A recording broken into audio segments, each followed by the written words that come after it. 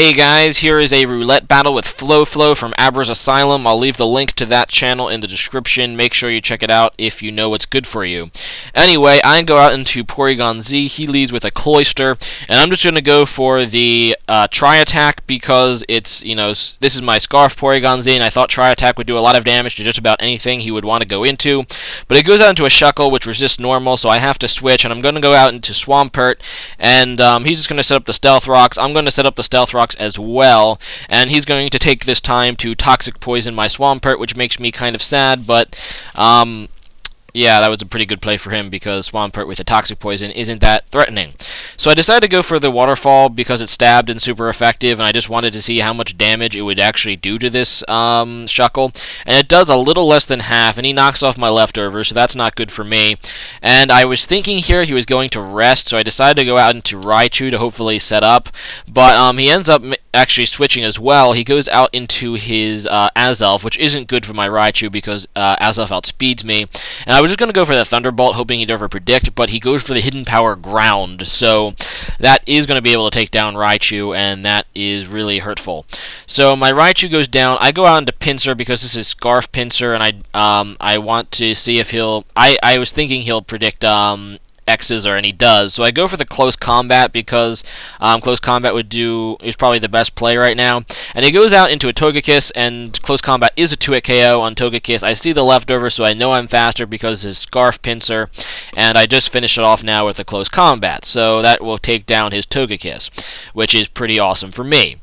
So now he's going to go out into Swampert again, or not again, but he goes out into Swampert, and I go out into Weezing because Weezing is a physical tank. Actually, I love this Weezing.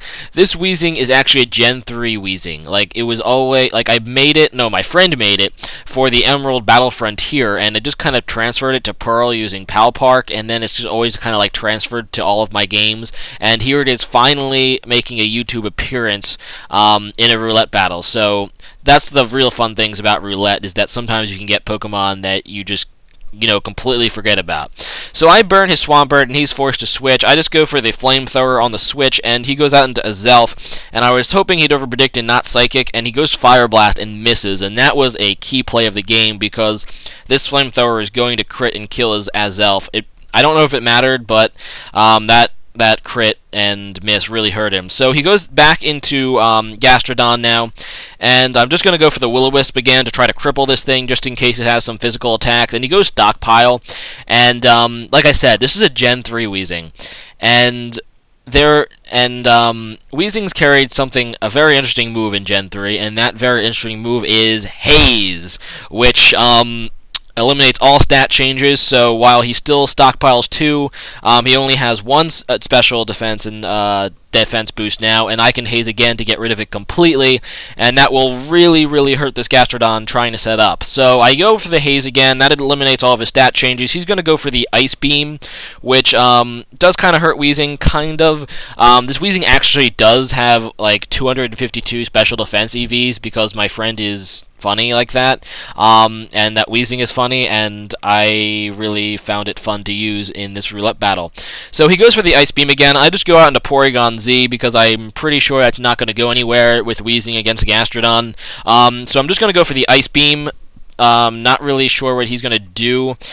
No, I go for the, not Ice Beam, I go for the Hidden Power Fighting because I was predicting a switch into maybe Cloister or something. But yeah, it doesn't turn out that way, and Hidden Power Fighting does nothing against Swampert, so I'm just going to switch. And I go out into Weezing, and Weezing's a pretty good switch against Swampert. He goes for the Ice Punch. He gets the Freeze, which kind of makes up for the miss and crit, I guess, but I don't know.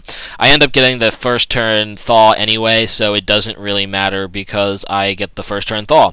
So he goes Ice Punch again. After the burn, that's not going to be doing much to Weezing, and I'm just going to go for the Flamethrower. It's my only attack move on this Weezing, except Explosion, so I don't really want to explode against this thing because I know I can just wither it down with the burn and Flamethrower. So that's what I'm going to do. I'm just going to wither down this Swampert using cheap tactics like stalling and stuff. And yeah, he's definitely taking more damage per turn than me, not to mention he's weaker already, so that Swampert is going to be going down pretty soon to my burn, I think. So I go for another flamethrower. This turn he will be finished off to burn, I think. So let's see if that happens.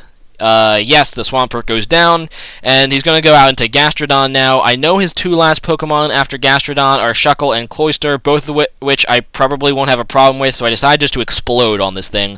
I don't want to risk it killing me or freezing with Ice Beam or something, so I just go for the explosion and take down that Gastrodon before it can do some serious damage to my team. So I go out into Pinsir again, and I'm just going to lock myself into close combat for Cloyster.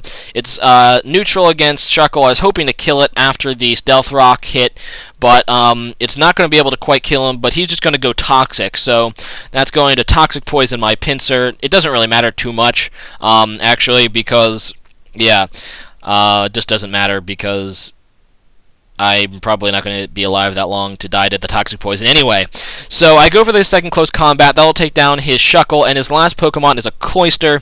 He does have Ice Shard, so he will take down my Pinsir at -2 defense and -2 special defense.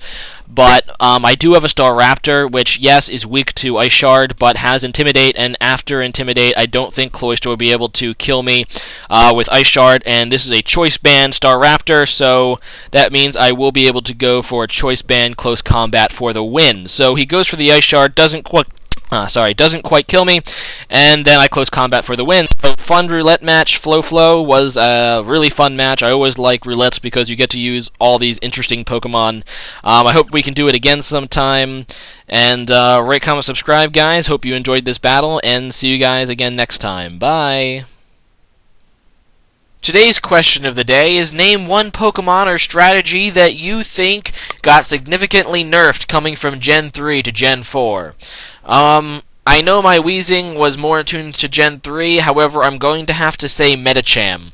Medicham was an absolute beast in Gen 3. It just destroyed things. However, when Gen 4 came out and it didn't get close combat, it really got hurt by that. So, I'm going to have to say Medicham, but leave a comment about a Pokemon or strategy you feel got nerfed from Gen 3 to Gen 4. Alright guys, see you later. Bye.